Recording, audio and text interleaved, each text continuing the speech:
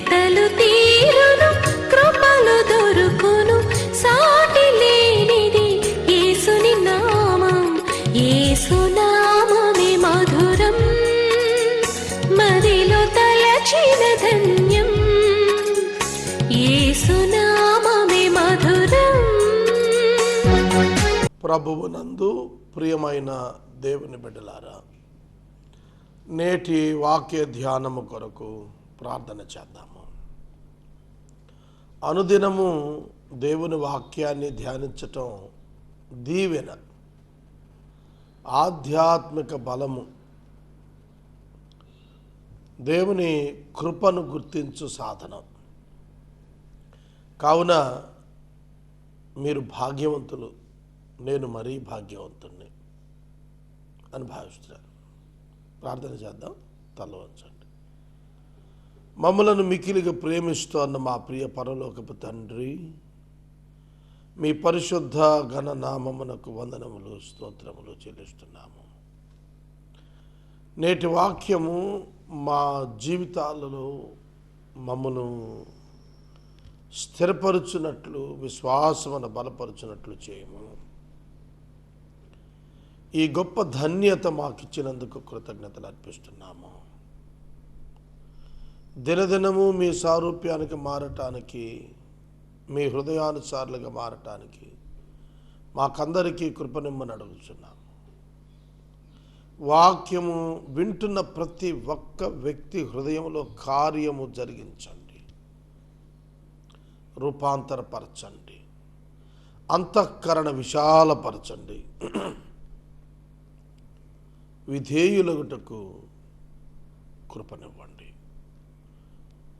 వారి అవసరాలన్నీ ఎరిగిన దేవా తీర్చండి, మహిమ పొందండి.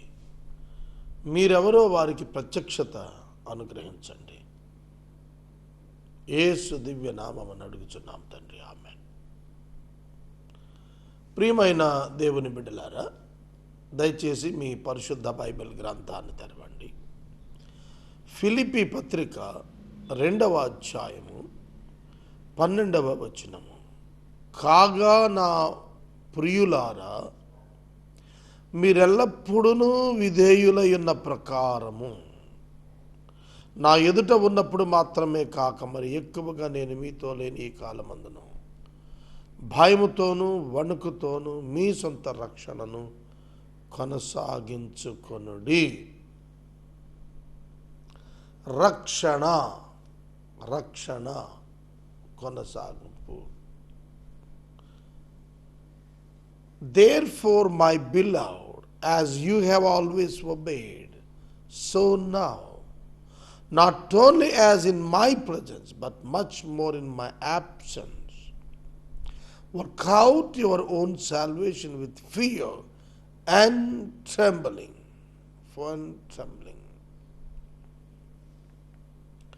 ఇది నిన్న మనం ధ్యానం చేసాం. మళ్ళా కొంచెం దీని గురించి నేను చెప్పాలి. నిజ విశ్వాసి క్రీస్తు యొక్క రక్తంలో కడగబడినవాడు. పౌలు కోరినట్టుగా పౌలు ఎదుట అలాగే ఉంటాడు, పౌలు యాబ్సెన్స్లో, పౌలు లేనప్పుడు కూడా అలాగే ఉండాలి. సంఘమున ఇట్టి స్థిరమైనటువంటి మారు మనస్సు కావాలి. ఎల్లప్పుడూ విధేయులుగా ఉండాలి దేవునికి, దేవుని వాక్యానికి. విధేయత మనకు ఆభరణంగా ఉండాలి. మన హంబల్నెస్ మనల్ని ఆకాశానికి ఎత్తేస్తుంది. ఎల్లప్పుడూ విధేయులే దేవునికి, దేవుని సేవకులకి, దేవుని పరిచర్యకు, దేవుని ఆజ్ఞలకు.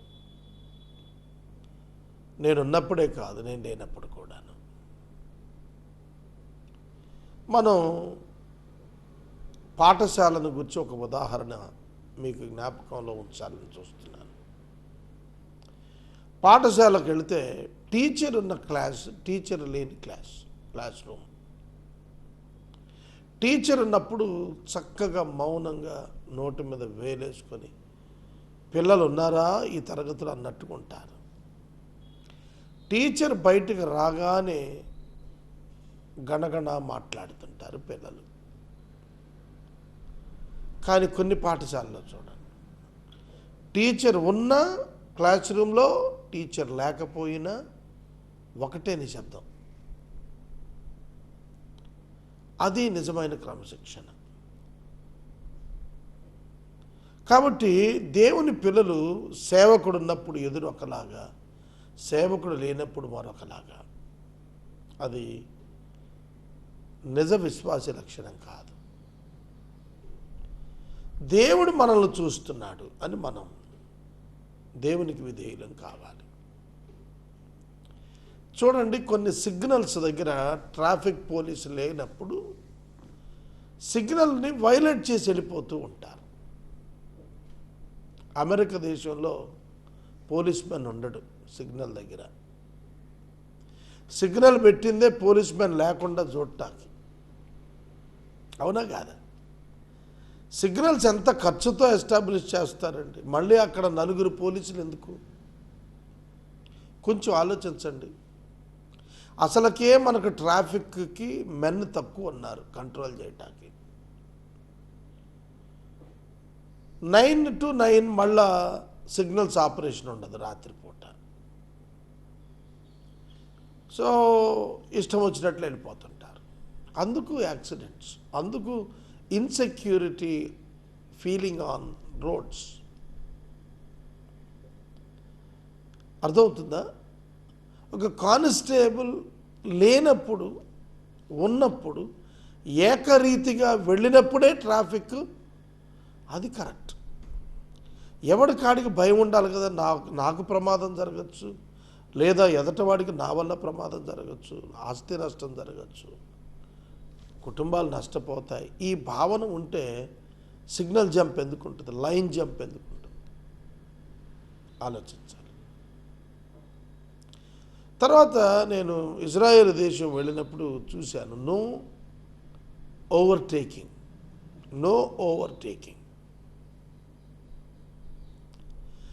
ఏ లైన్కి ఆ లైన్ హైవేస్లో అయితే వెళ్ళిపోతుంటాయి, లోకల్ అయితే ఇంత స్పీడ్ లిమిట్ అని ఉంచుతారు, అంత స్పీడ్ లిమిట్ పోతుంటాడు తప్ప ఒక వాహనాన్ని ఒక వాహనం దాటదు. మనకి ఏమీ లేవు. ఏమిటి? ప్రజలకు ఒబీడియన్స్ లేదు, చట్టం పట్ల గౌరవం లేదు, వ్యక్తిగతంగా బాధ్యత లేదు. ఆ కారణం చేత ఇవి చేయటం లేదు. వ్యవస్థని భద్రం చేసుకోవటానికి లోబడటం తెలియటం లేదు. నా ఫ్రెండ్ ఒకతను మాట్లాడుతూ చెప్పాడు, ఈవెన్ ఇన్ అమెరికా ఒక వ్యక్తి తప్పు చేస్తే అతన్ని అరెస్ట్ చేయడానికి వెళ్ళినప్పుడు కూడాను they can't even touch the man. ఆ హ్యాండ్ కప్స్ తగిలించడం వరకే తప్ప అతని కంట్రోల్లో తీసేసుకుంటారు. ప్రతి సంబోధనలో ట్రాఫిక్ పోలీస్ సర్ అని మాట్లాడతారు. ఒక అభ్యాసం, ఒక విధేయత, ఒక గౌరవం, ఒక మన్నన, ఒక సాంప్రదాయం, ఒక విలువ కనిపిస్తుంది. ఇది మనకు ఎందుకు రావటం లేదు? మన యొక్క సంస్కృతి కారణమేమో అనుకుంటాను. ఈ కులాలు, ఈ upper caste, lower caste, scheduled caste, tribes, గీవ్స్ ఇట్లా పెట్టేటప్పటికి ఆటోమేటిక్గా వాళ్ళలో అహం జనరేట్ అయిపోతారు, న్యూనతాభావం తగ్గిపోతున్నారు. ఇది పోవాలి. మీరు నేనున్నప్పుడు విధేయులైనట్లు లేని కాలంలో కూడా మీరు విధేయులుగా ఉండి, దేని విషయం చెప్తున్నాడు తెలిసిన, రక్షణను కొనసాగించుకోవాలి. You must take care of your salvation. Take care of your salvation. ఇక్కడ మీరు గుర్తుంచుకోండి, రక్షణ పోదు కదా, it's a permanent gift from God కదా. మరి అటువంటిప్పుడు ఏంటి? ఎట్టబడితే అట్లా ఉండద్దు. రక్షణ పొందిన వాడికి కొన్ని లక్షణాలు, కొన్ని ప్రయారిటీస్, కొన్ని ఇమోషన్స్, కొన్ని స్పెషల్ రెస్పాన్సిబిలిటీస్, మరీ ఎక్కువగా చెప్పాలి కొన్ని గ్రేట్ రైట్స్, ఇవన్నీ ఉంటాయి. వాటిని అభ్యాసం చేస్తూ ప్రదర్శిస్తూ ఉండాలి. ప్రేయర్, ప్రార్థన, dependency on God, reading the scripture every time. DL moody గారు బైబిల్ని 200 టైమ్స్ చదివారు, A to Z. ఆదికాండం నుంచి రెవల్యూషన్కి, ప్రకటనకి 200 సార్లు చదివారు. మరియు ఎవ్రీ 15 మినిట్స్కి వాక్యాన్ని చదువుకుంటారు. అందుకే వాళ్ళ జీవితాలు మహోన్నత ప్రభావంతో వెలిగాయి. లక్షల కోట్ల మంది ప్రజలను వారి జీవితాలు ఛాలెంజ్ చేసి ప్రభావితం చేశాయి. మీకు విషయం తెలుసా? మీరు దేవుని వాక్యంతో గనక, ధ్యానంతో గనక సహవాసం మొదలు పెడితే మీకే తెలుస్తుంది మీలో పరిశుద్ధాత్మ అగ్ని బలముగా మండుతూ ఉండటం. ఆ థాట్ లెవెలే వేరేగా ఉంటుంది, ఆ ఒబీడియన్స్ స్టాండర్డే వేరేగా ఉంటుంది. You can't mix up with all kinds of people. ఎవడు పడితే ఆడితో కలిసిపోలేవు. నీ ఐడెంటిటీ, స్పెసిఫికేషన్, సెపరేషన్ ప్రత్యేకంగా నువ్వు కనపరిచేస్తావు. అందులో తేడా లేదు. కనుక రక్షణను కొనసాగించమన్నాడు. Continue your salvation with humbleness and trembling and fear. ఏమిటో తెలుసా భయం? నా రక్షణ పోతుంది అనే భయం కాదు, నా రక్షణ యొక్క ప్రమాణమును నేను కాపాడుకోవాలనే భయం. అర్థమవుతుందా? తన యొక్క రక్షణలో ఉన్న ఆధిక్యతలకు భంగమేమైనా కనబడుతుందేమో అనే భయం రావాలి.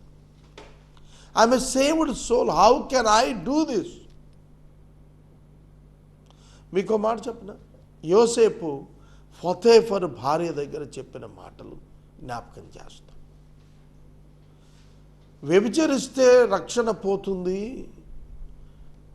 అనే భావనకు వెళ్ళలేదు యోసేపు. నేను వ్యభిచరిస్తే రక్షణ ప్రమాణం ఏమవుతుంది? అయ్యో, ఇంత గొప్ప పాతకం చేసి దేవుని ఎదుట నేను ఎట్లా కనపడతాను? I have a great responsibility. నాకు గొప్ప బాధ్యత ఉంది. నా యజమానుడు నిన్ను తప్ప నాకు అన్నీ ఇచ్చాడు, నిన్ను నేను తాకకూడదు.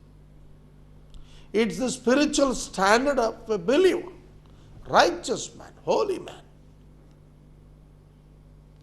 అర్థమవుతుందా? వెరీ వెరీ యంగ్ బాయ్, చాలా యవనస్తుడు, అందమైనటువంటి వాడు. పాపము చేయటానికి ఒత్తిడి వచ్చినప్పుడు తన రక్షణ ప్రమాణమునకు ఎక్కడ మచ్చ పడకుండా చూసుకున్నాడు. అర్థమవుతుందా? నేను 30 సంవత్సరాలు సుమారుగా దేవుని సేవ, 28 ఏళ్ళు, ఇన్ని సంవత్సరాలు సేవ చేసి ఒక ఆధ్యాత్మిక మలినాన్ని నాకు ఆపాదించుకోవటానికి నేను ఎట్లా వెళ్ళగలుగుతాను చెప్పండి? ఆ ప్రమాణం కాపాడుకోవాలి. అర్థమవుతోందా? రక్షణను భయముతో కొనసాగించుకోవాలి.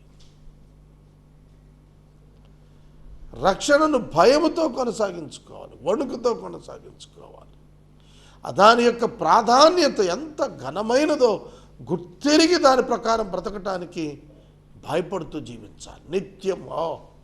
I must be careful because I'm a believer. I must be careful. ఈ స్థలంలో నేను ఉండకూడదు, ఈ పరిస్థితులలో నేను ఉండరాదు, ఈ అప్రమాణికములలో నేను ఉండరాదు. That should be taken care. Paul అంటున్నాడు, ఆధ్యాత్మిక గురువు ఉన్నప్పుడే కాదు, లేనప్పుడు కూడా మీరు ఆ ప్రమాణంలో బతకాలి.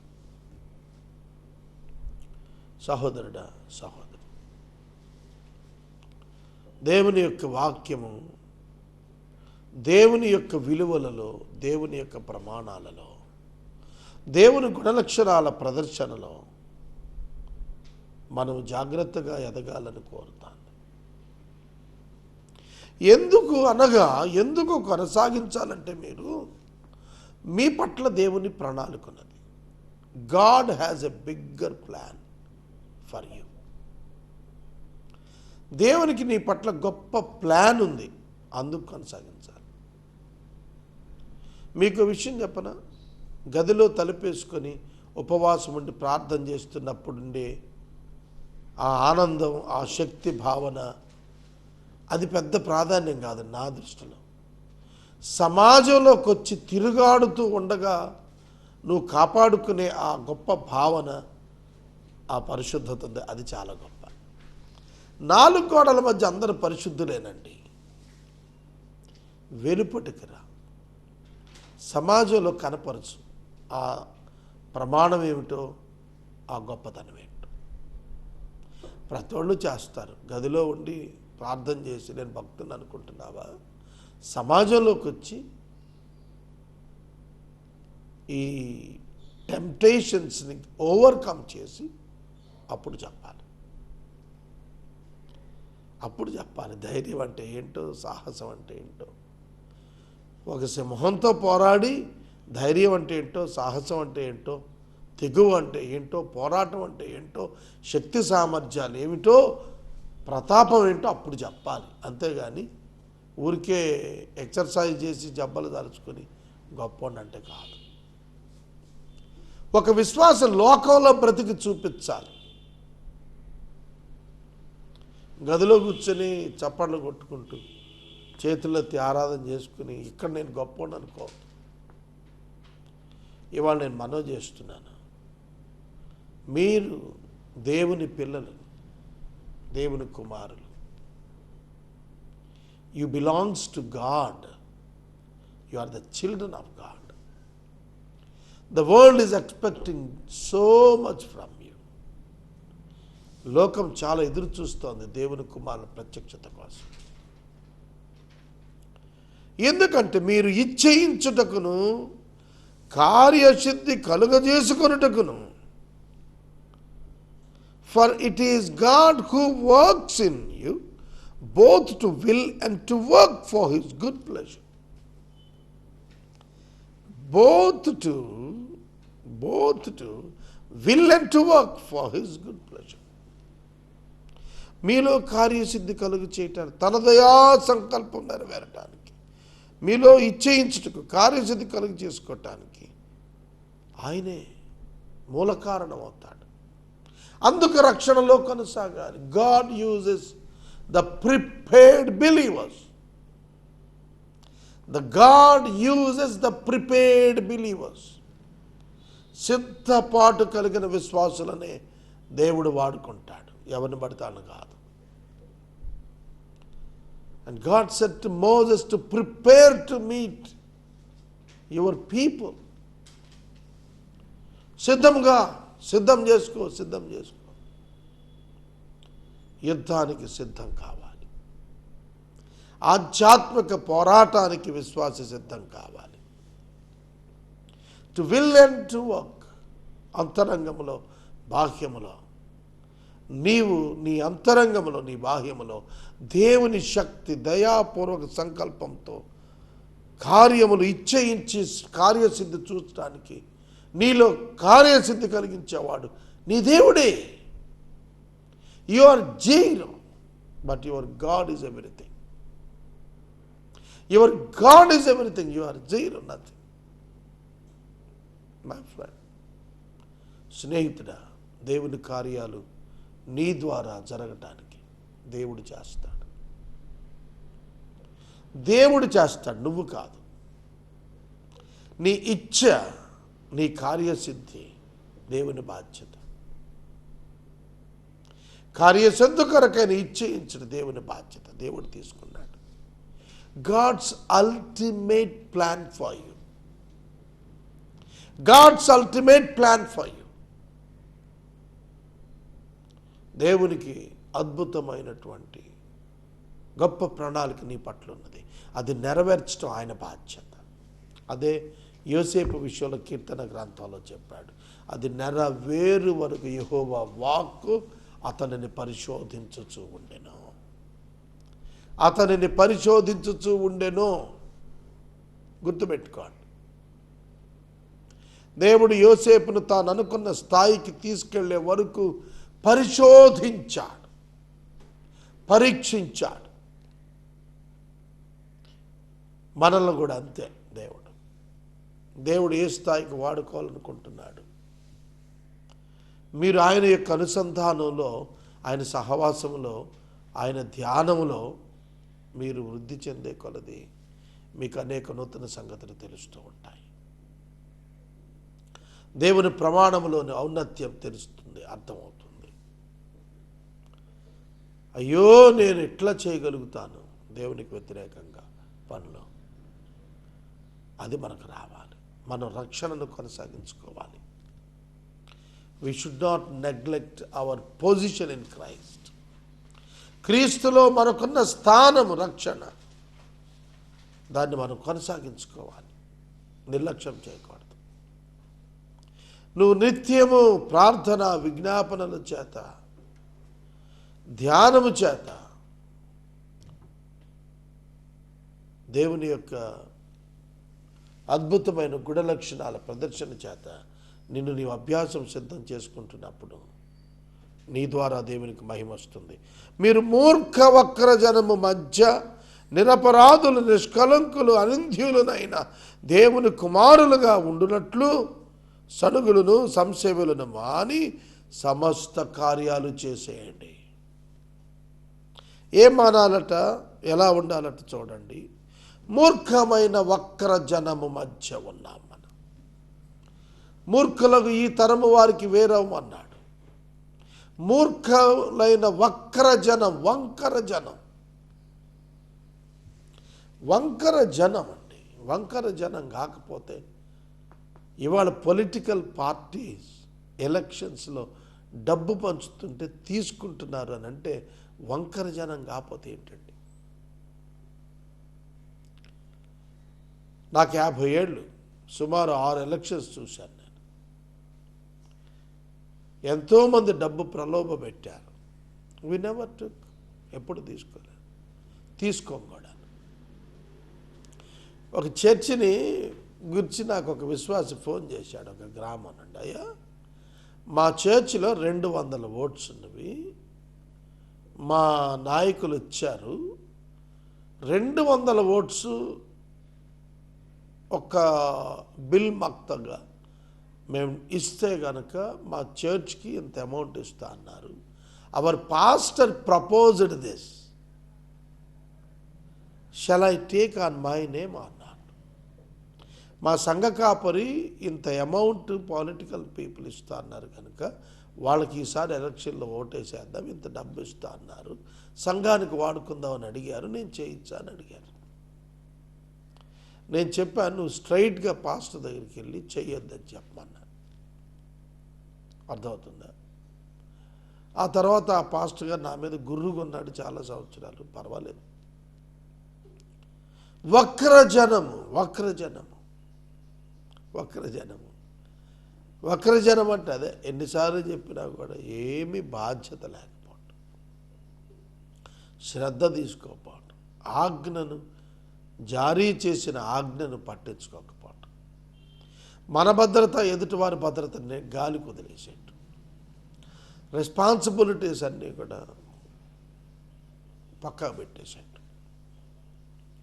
అందుకని అంటున్నాడు, మూర్ఖ వక్రజనం మధ్యనున్నారు మీరు కనుక నిరపరాధులు, నిష్కళంకులు, అనింద్యులు. నిరపరాధులు, నిష్కళంకులు, అనింద్యులు.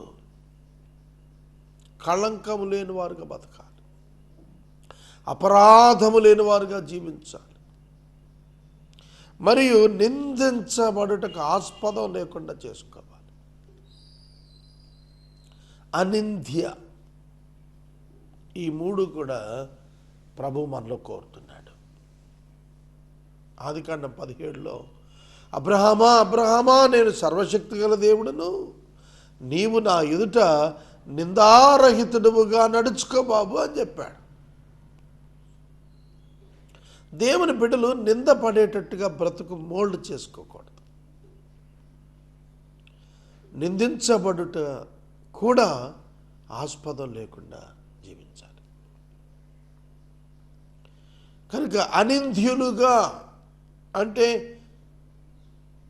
ఒక బ్లేమ్, అన్బ్లెమిష్, ఒక బ్లేమ్ మన మీద వేసేయటానికి, ఇదిగో నువ్వు ఇటు చేసావు కదా అని అంటా వీలు లేకుండా నీ బాధ్యతలు నువ్వు నిర్వర్తించాలి. మీరు మూర్ఖ వక్ర జనము మధ్య సమస్త కార్యాలు చేయాల. ఏం చేయాలా? అన్ని పనులు మానుకొని గుళ్ళో కూర్చొని ఉపవాసం చేయమని చెప్పాలా. Go in to the people and live among them a holy life. Holy life. Do all things without grumbling and questioning, that you may be blameless and innocent, children of God without blemish in the midst of the crooked and twisted generation, among whom you sins as lights in the world. ప్రపంచంలో మీరు జీవవాక్యాన్ని చేతపట్టి లోకంలో జ్యోతులా కనబడుతున్నారు. ఇందుని బట్టి అట్టి జనము మధ్య మీరు జ్యోతుల వల్ల కనబడుతున్నారు. You must look like a light among the people. ప్రజల మధ్యన ఒక జ్యోతిగా, దీపంగా, ఒక హోప్గా కనపడాలి. మనం